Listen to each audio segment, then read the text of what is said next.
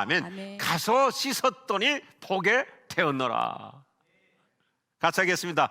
당신도 빛을 보게 될 것입니다. 나도 빛을 보게 될 것입니다. 영국의 옥스퍼드 석학 C.S. 루이스가 나니아 연대기라고 하는 판타지 소설을 감동적으로 썼어요. 저는 이 책이 출간되자마자 내가 먼저 사서 읽고 너무 감동을 받아서 우리 아이들이 초등학교 초년 시절인데 이걸 읽으면서 얼마나 온 식구들이 큰 감동을 받았어요. 아이들에게 꿈을 심어주는 것이 이 멋진 소설을 쓰게 된 동기와 이유임을 선명하게 밝힙니다. 아이들뿐만 아니라 누구에게든지 우리 눈에 보이는 것이 현실의 전부가 아니라는 것을 깨닫도록 해주고 싶었던 거예요. 지금 내 눈에 보이는 현상이 인생의 전부가 아닙니다. C.S. 루이스가 호소하는 메시지는 이것입니다. 내 인생의 아픔과 상처, 실패, 시련이 인생의 전부가 아니라는 점입니다. 우리는 현실 저 너머에서 진행되고 있는 하나님의 복된 섭리를 믿고 살아갈 수 있기를 축복합니다. 오늘 요한복음 9장에서 예수님이 인생의 고난과 불가항력적 운명에 관하여 하나님의 관점으로 해석해 줘요. 오직 그를 통해 하나님의 일들을 나타내려는 것이다. 놀라운 메시지예요. 인생의 그 어떤 절망적 고난도 하나님의 큰 역사를 나타내는 희망 도구가 된다는 메시지입니다. 여기 나타낸다는 단어가 멋있어요. 빛을 보게 한다. 빛을 보게 한다. 앞을 보지 못하고 있는 이 맹인이 이 단어를 들을 때 얼마나 희망이 넘쳤겠어요. 나는 너를 통해서 하나님의 큰 그분의 계획을 나타낸다는 것은 결국 그 사람에게 어떤 메시지예요? 너 지금 앞을 못 보지만 결국 너도 빛을 보는 인생으로 바뀔 것이다. 지금 당신이 아무리 어둡고 암담한 상황이 있다 하더라도 하나님께서 반드시 빛을 보게 하실 줄로 믿으시면 아멘 하시기 바랍니다. 당신이 어떤 상황이 있든지 특별히 2021년 반드시 빛을 보는 승리자가 될 줄로 확신합니다. 당신의 인생은 명멸나는 별빛처럼 불빛처럼 힘없이 사라지지 않습니다. 어둡게 끝나지 않아요. 오늘 아침 첫 순간부터 우리 각자가 희망신앙으로 선포하자고요. 내 인생은 그렇게 암울하게 끝나지 않습니다. 내 인생은 그렇게 어둡게 끝나지 않습니다. 빛을 보게 될 줄로 믿습니다. 하나님은 어떤 불가항력적 운명도 밝은 인생으로 빛나게 해주신다고 하는 이 놀라운 메시지. 성경에 나타나는 기적은 단순히 행위에 있지 않습니다. 주님의 메시지에 있어요. 다 같이 합시다. 내 인생은 빛을 보게 되는 날이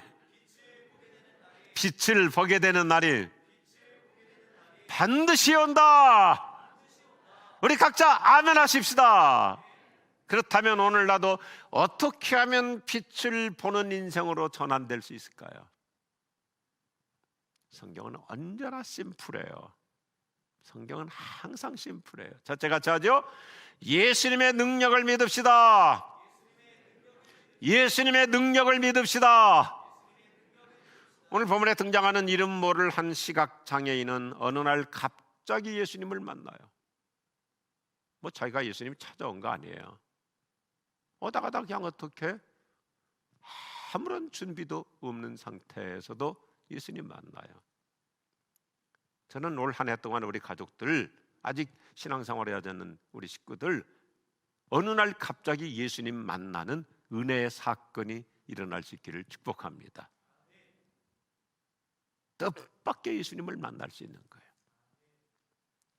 소문만으로 듣던 예수님을 만났습니다. 얼마나 기대가 컸을까요? 그런데 예수님으로부터 단 한마디 처방전만 받아요.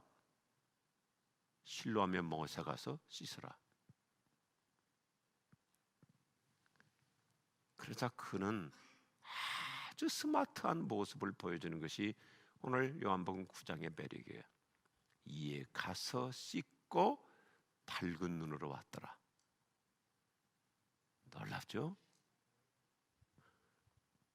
한 시각 장애인에게 예수님은 다짜고짜로 그냥 연못에 가서 씻으라. 그랬더니 이 사람이 가서 씻었더니 밝은 눈으로 왔더라. 여기 잘 보십시다. 예수님은 그에게 실로암 연못에 가서 눈을 씻으라는 말씀만 하셨습니다. 너 가서 씻으면 눈 떠질 거야. 그런 말씀은 안 하셨어요. 그냥 씻으라고 그랬어요. 그런데도 그는 믿음으로 갔다는 것을 성경은 강조해요. 이게 우리 모두의 관건입니다. 한 해를 시작하면서 우리 하나님께서 나의 기도에 대해서 구체적으로 지시하지 않으실 수 있어요. 뭐 디테일하게 말씀하지 않을 수 있어요. 그런데 우리가 어떤 믿음으로 사느냐에 따라서 오늘 이 시각장애인처럼 기적이 따라오는 한 해가 될 줄로 확신합니다. 확신해요.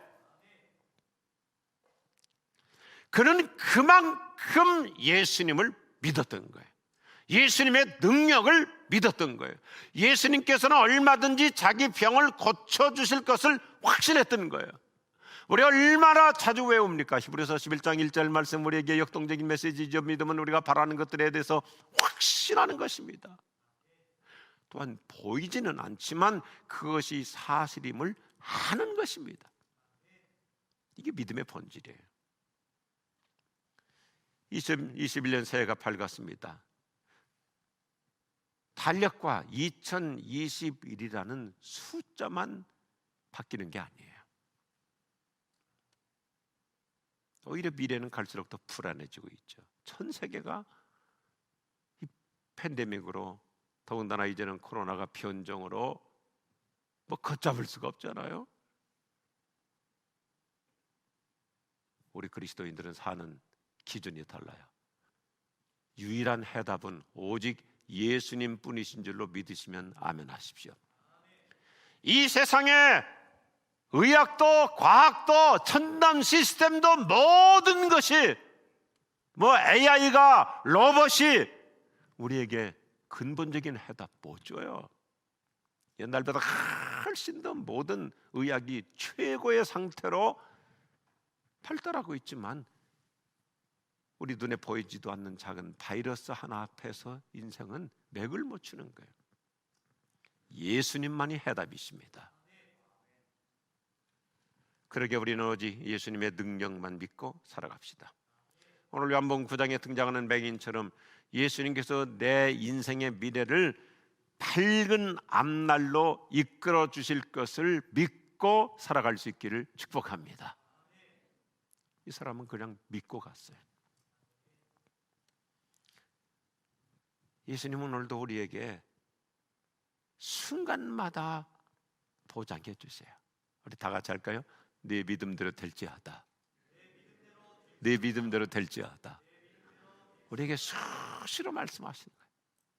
저도 틈나는 대로 이 음성을 들어요. 네 믿음대로 될 거야. 저의 소박한 얘기 다시 한번 해보겠습니다. 제가 작년 10월 초에 병원에 입원하여 누워서 지내야 했습니다. 그런데 모처럼 교회에서의 결혼 예배를 주례하기로 약속한 상태였어요. 그 당시 어땠어요? 코로나가 전국적으로 퍼져나가니까 수많은 우리 젊은이들이 결혼식을 다 캔슬하고 취소하고 연기하는 상태였어요. 그런데 우리 교회 예덕장로님 가정은 교회 예배당에서 거룩한 결혼 예식을 날짜를 정해놓고 준비하고 있었습니다. 지난 1년 동안 예배당에서의 결혼 예식이 정말 극소수였어요.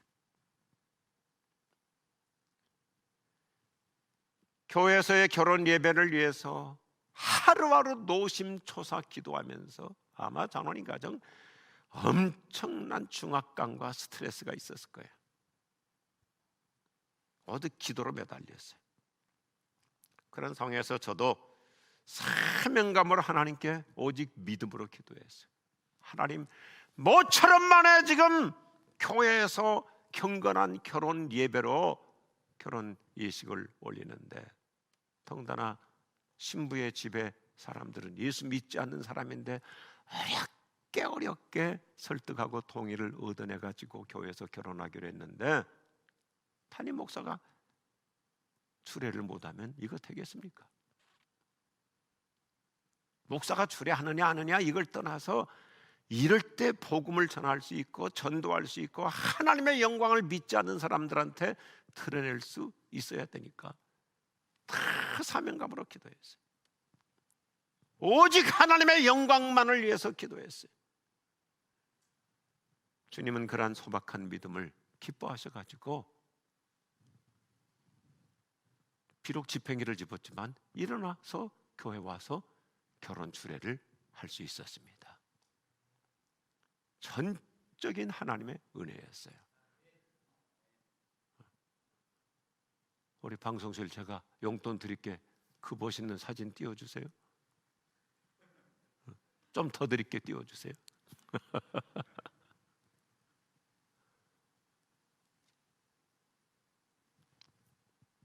믿고 구하라고 성경은 얘기하거든요.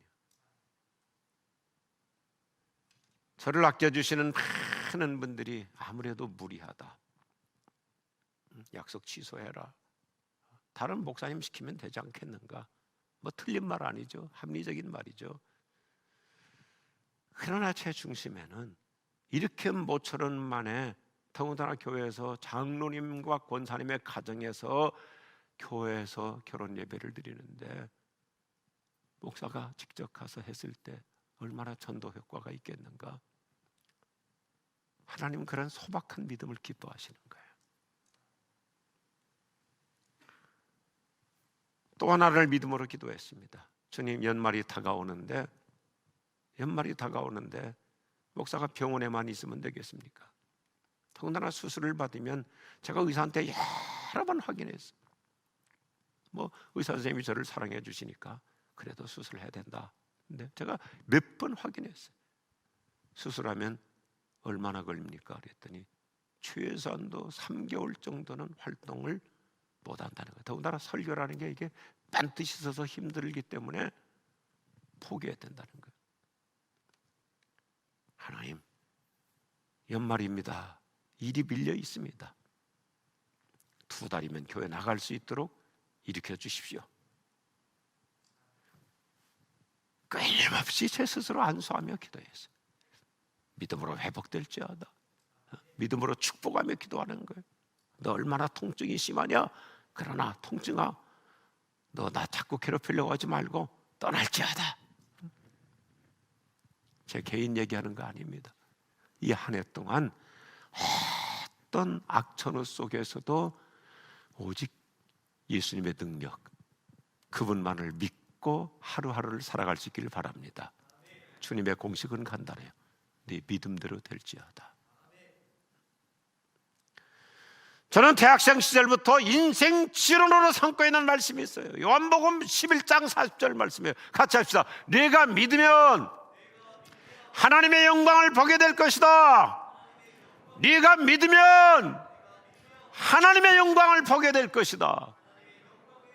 할렐루야. 그래서 우리 장로님께서 생생하게 간증하세요. 그날 결혼에 참석했던 믿지 않는 사람들이, 많은 분들이 감동을 받았다는 거예요. 우리가 어떤 일을 하든지 믿음으로 추진할 수 있기를 바랍니다. 2021년 우리 모두 새 은혜를 구하면 하나님의 영광을 보고 하나님의 영광을 드러내는 지평이 열릴 줄로 확신합니다. 믿음으로 사는 자는 하늘 외로 받겠네. 그 다음에 무슨 애를 만나든지 만사형통하리라. 무슨 애를 만나든지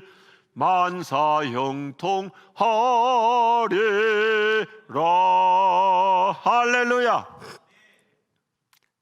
저 어젯밤에도 교회 와가지고 기도하는 거예요. 특별히 우리 교회 리더들, 우리 목회자들, 특별히 우리 장로님들, 하나님 2021년 한 해 동안 이 찬송 그대로 믿음으로 사는 자, 무슨 일을 만나든지 만사가 형통으로 진행시켜 주시옵소서. 오늘 이 시각장애인은 예수님의 말씀을 그냥 믿고 갔어요. 말이 안 되잖아요. 지금 못 보면 그 자리에서 고쳐주셔야지.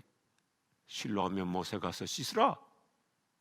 그 말씀뿐이었어요. 처방전이 너무 단편적이었어요. 믿고 갔어요. 새벽 기도를 시작하면서 저는 이 말씀 아주 심플한데 심플할수록 우리에게 더 능력이 돼요. 두 번째 같이 하죠. 예수님의 말씀에 순종합시다. 순종합시다. 오늘 본문에 등장하는 이름 모를 시각장애인은 예수님의 말씀을 냉면 그대로 순종합니다. 예수님은 다짜고짜로 이 맹인에게 실로암 연못까지 가서 씻으라고만 말씀하세요. 그런데 오늘 성경은 계속 강조하는 게 뭐예요? 이분이 또 간증하는 핵심 포인트가 뭐예요? 순종했다는 것입니다. 그가 앞을 보지 못하는 시각장애인으로서 이 실로암 연못까지 가는 거 우리가 그냥 읽고 지나가면 안 돼요. 이게 보통 일이 아니에요. 예루살렘에서 실로암까지 약 2km 정도 거리입니다. 지금 예수님 만났으면 이분이 얼마나 막 가슴이 설레요. 당장 눈이 번쩍 뜨게 해주셔야 되잖아요. 근데 실로암까지 가서 씻고 오라 이거예요. 그러면 일단 앞을 보지 못하는 사람이 2km 가야 되고 또 씻고 오라 그랬으니까 온 다음에 고쳐질지도 모르잖아요. 그럼 왔다 갔다 이 시각장애인이 4km를 걸어 다녀야 되는 거예요. 지금이야 길이 좋고 지금이야 다 점자가 땅바닥에도 있고 안내 표지판들이 많잖아요. 그리고 또 횡단보도에도 우리 시각장애인들이 들을 수 있도록 소리도 다 돼 있지 않습니까? 지팡이도 얼마나 좋아요. 근데 옛날에는요 얼마나 불편했어요. 길도 얼마나 돌짝비리입니까?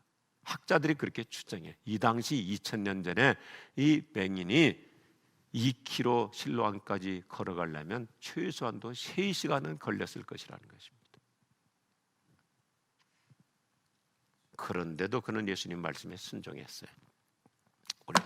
잘 생각해 보십시다. 1월 달에는 순종해요. 2월 달까지도 순종해요. 그런데 가다 보면 현실이 더 크게 느껴질 수 있는 거예요. 이분이 가는 거예요. 예수님이 그냥 실로암까지 가라고 그랬으니까 가는 거. 가다가 한 몇백 미터 가다가 돌밭에 돌길에 넘어질 수도 있겠죠. 그러면서 인간적인 생각이 얼마든지 들지 않겠어요? 이거 뭐 간다고 무슨 뭐 희망이 있나? 실로암 연못이 무슨 그게 특효약 있는 것도 아닌데 지금까지 그런 얘기를 들어본 적도 없는데 뭐 간다고 뭐 되나? 가다가 순종 안 할 수도 있어요. 가다가 돌아올 수도 있어요. 그런데 오늘 이분은 끝까지 간증하는 게 뭐냐면 순종하고 갔더니 이에 갔던 거예요. 그리고 갔다가 가서 눈 뜨고 돌아온다는 보장 없잖아요. 갔다가 오라고 그랬잖아요. 그러니까 오는 것도 또 씻고 올 때도 얼마나 불편하겠어요. 우리도 그래요. 1월달, 2월달 또 한 3월까지는 그런 대로 순종할 수 있지만 4월쯤부터는 그래도 지금 급한 불부터 꺼야지. 그래서 신앙생활을 서서히 애느리하기 시작해요. 애느리하기 시작해요. 제가 신학교 다닐 때 우리 스승이셨던 한국교회 거장 박윤선 목사님이 자주 말씀하셨어요. 신앙생활 애누리 하지 말라.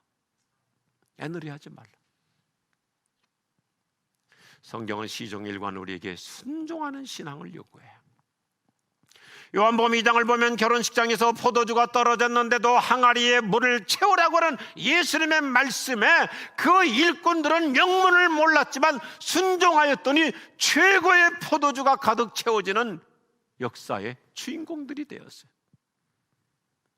베드로가 전문 어부의 상식과 경험으로 예수님의 고칭을 용납하기 어려웠지만 순종했더니 만선의 기적을 체험했어요. 노아가 산 꼭대기에 방주를 만들라는 하나님의 말씀에 순종한 결과 그 가족만 구원받습니다. 아브라함이 그 하나밖에 없는 사랑스러운 아들 독자 이삭을 바치라고 하는 주님의 말씀 도저히 납득할 수가 없죠. 이것은 뭐 이해할 수가 없는 거죠. 그런데도 모리아산 정상까지 올라가서 순종하였더니 여호와 이레 하나님이 준비해 주시는 놀라운 축복이 임하였습니다. 2021년 그 신비한 한 해가 될 줄로 믿습니다. 저는 선포하고 싶어요. 여호와 이레 하나님이 준비해 놓으시는 놀라운 역사가 진행될 줄로 믿습니다. 지금까지 그 어떤 학자도 아브라함이 아들 이삭을 바치라는 하나님의 음성을 듣고 갈등을 하며 고뇌를 하고 모리아산까지 가면서도 생각이 수도 없이 번갈아서 반복되는 그 장면을 가장 리얼하게 설명한 사람이 키엘케고르예요. 키엘케고르의 그 책을 보면 이 아브라함이 모리아산까지 가는 장면을 심리적으로 너무 드라마처럼 설명해줘요. 가다가도 얼마든지 돌아올 수 있어요. 그런데 순종했다는 것입니다. 여호와 일의 축복 2021년 신비로운 하나님의 방법으로 이루어질 줄로 믿으시기 바랍니다. 마찬가지예요. 하나님께 순종하며 사는 사람 반드시 빛을 보는 인생이 될 줄로 확신하시기 바랍니다. 우리가 영화를 보면 참 멋있는 장면 중에 특별히 서부 영화 중에 미국 그 영화들 가운데 그 군인들이 등장할 때 제가 그 장면 볼 때마다 늘 성경 묵상하거든요. 그 하급자가 상급자에게 항상 이 표현했어요. Surrender! 상관이 지휘관이 명령하면 모든 부대원들은 뭐라 그래요? Surrender! 저는 이 단어를 너무너무 좋아해요. 그래서 제가 미국 그 공군사관학교 옆에서 한 달 보낸 적이 있거든요. 그래서 애들까지 데리고 자주 그 장면을 보여줬어. 저 군인들 하는 거 봐라.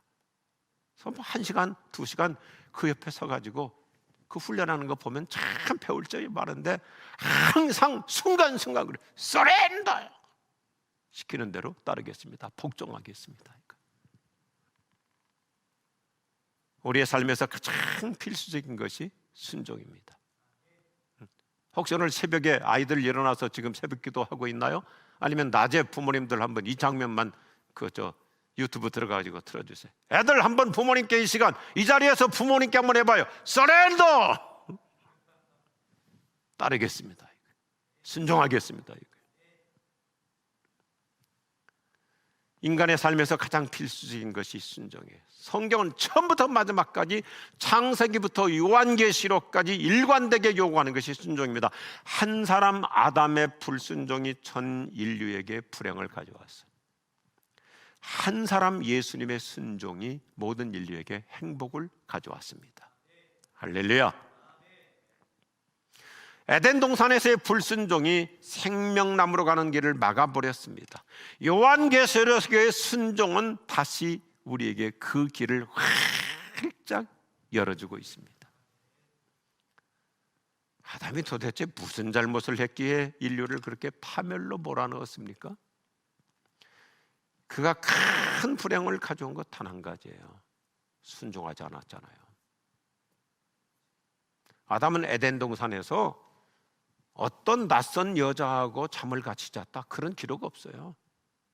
뭐 스캔들에 빠졌다, 그런 얘기 없어요. 아담이 뭐 에덴 동산에서 마약을 복용했다, 그런 범죄 사실 없어요.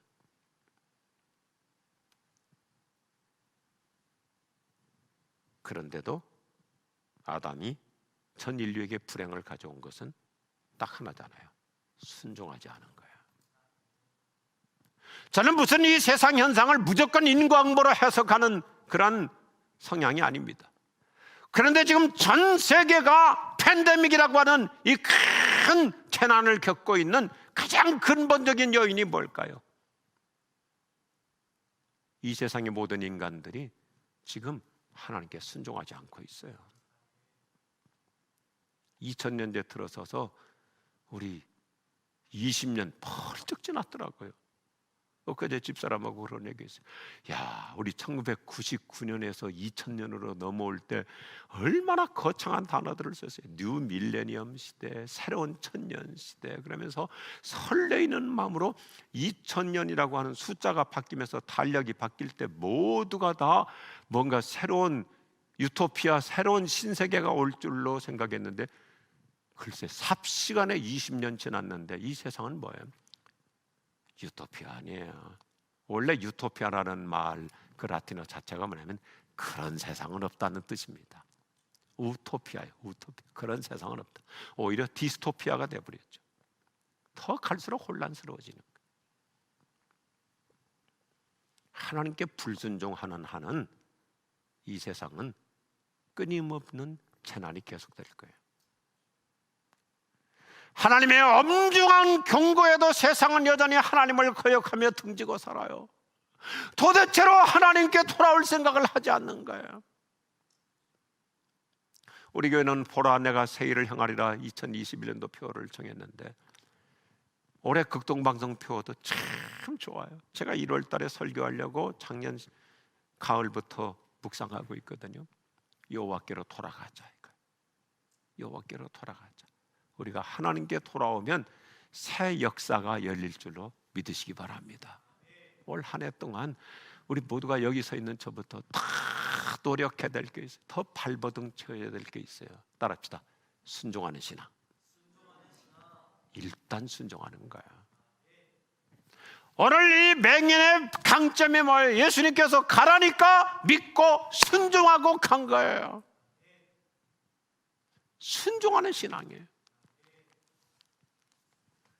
성경은 처음부터 끝까지 순종의 축복을 강조해요. 성경의 공식은 간단해요. 순종하면 복이 따르고 불순종하면 화가 따른다. 이게 성경의 공식이에요. 순종이냐 불순종이냐, 우리의 결정에 달려 있어요. 오늘 본문의 주인공 맹인이 눈을 뜨는 행운 인생이 된 거 순종하는 신앙 덕분이죠. 그런데 제가 사도행전 읽다가 막 가슴이 너무너무 이렇게 울렁거렸어요. 왜냐하면 우리가 순종하면 하나님께서 어떻게 축복하시지? 지금 환경이 바뀌는 거 아니잖아요. 똑같은 지금 시스템이잖아요. 그런데 우리가 순종하면 어떻게 바뀔까? 사도행전 5장 32절은 이렇게 강조해요. 따라합시다. 하나님은 자기를 순종하는 사람들에게 성령을 주신다. 한번 더 합시다. 하나님은 자기를 순종하는 사람들에게 성령을 주신다. 무슨 말씀이에요? 우리가 순종하는 만큼 성령님이 도와주시고 역사하시는 나의 인생이 될 줄로 믿으시기 바랍니다. 우리가 하나님께 순종하는 만큼 성령으로 풀리는 복을 주신다는 메시지입니다. 2021년 새해에는 성령으로 풀리는 역사가 일어날 줄로 믿으시면 아멘 하십시오. 성령님이 풀어주신다 그랬어요. 지금과 같은 혼란과 혼돈의 와중에서도 과연 가능할까요? 과연 풀릴까요? 과연 이루어질까요? 스가랴서 4장 6절 구약성경 메시지는 우리에게 얼마나 희망을 줘요. 내 힘으로도 안 되고, 내 능력으로도 안 되고, 내 경력으로도 안 되고, 내 실력으로도 안 되지만, 따라합시다. 오직 내 영으로만 된다. 성령으로는 가능하다. 성령님이 풀어주실 줄로 믿습니다. 우리가 순종하는 신앙으로 살아갈 때 성령님이 개입하세요. 성령님이 도와주세요. 성령님이 역사하세요. 성령님이 빛을 보게 해주세요. 예수님이 그 표본이죠. 우리 예수님은 순종으로 승리하셨습니다. 우리 예수님은 순종으로 빛을 보는 생생한 모습을 보여줘요.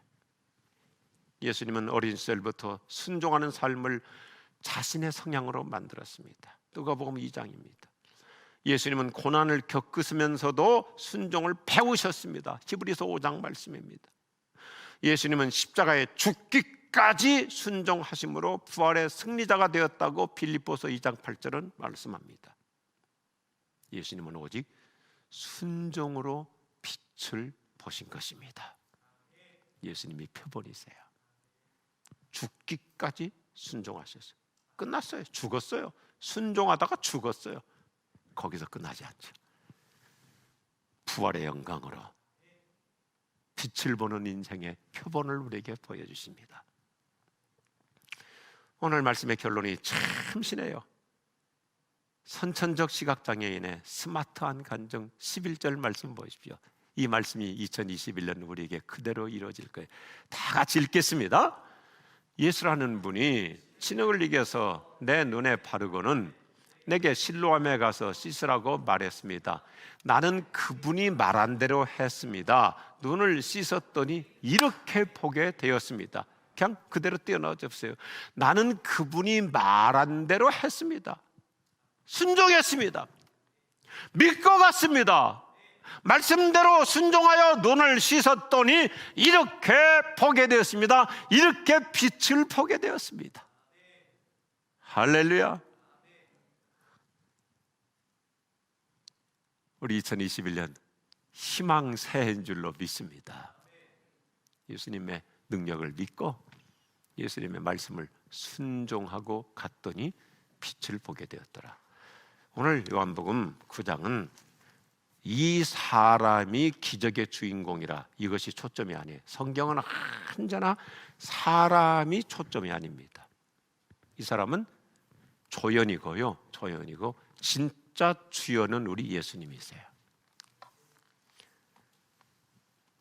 9장의 핵심은 어느 시각장애인이 눈을 뜨는 행운아가 되었다, 그 얘기가 아닙니다. 예수님은 6절에서 벌써 이렇게 우리에게 선명하게 말씀해 주시면서 기적을 풀어가시는 거예요. 따라서 예수님은 세상의 빛이십니다. 이게 키워드예요. 예수님은 오늘도 우리로 하여금 아무리 어둡고 암울한 상황에 처해 있다 할지라도 우리가 예수님을 믿고 순종하기만 하면 반드시 빛을 보게 하시는 주인공이십니다. 예수님이 빛의 주인공이세요. 내가 빛을 보는 주인공이 아니에요. 예수님이 나로 하여금 빛을 보게 해주세요. 할렐루야. 그러니까 더 믿을만한 거죠. 나도 언젠가 빛을 보게 될 거야. 그것은 세상 사람들, 그저 뭐 긍정주의자로 살아가는 사람들의 수준이죠. 나도 언젠가 빛을 보게 될 거야. 그건 회사 가면 다 누구든지 얘기해요. 그런데 성경은 그 이상이에요. 예수님이 너로 하여금 빛을 보게 해주실 거야. 예수님이 빛이세요. 그 예수님 믿으시기 바랍니다. 그 예수님 의지하시기 바랍니다. 그러니까 우리 인생은 야찬히 희망 인생이 되는 거예요. 왜요? 예수님이 약속하잖아요. 내가 빛이야. 나는 너의 어둠을 몰아내줄 거야. 나는 너의 슬픔을 몰아내줄 거야. 나는 너의 어두운 그림자를 사라지게 해줄 거야. 내가 빛나게 해줄 거야. 할렐루야. 세상의 빛이신 예수님께서 불행의 어둠을 몰아내어 주십니다. 절망의 암흑을 희망의 빛으로 바꾸어 주십니다. 어두운 터널을 광명한 대로 인생으로 빛나게 하실 줄로 믿습니다. 우리 2021년 첫 새벽기도 승리하셨습니다. 잘하셨습니다. 우리 다 같이 하겠습니다. 내 인생은 빛을 보게 되는 날이 반드시 옵니다. 예수님이 빛이시기 때문입니다. 예수님이 빛나게 해주십니다. 할렐루야.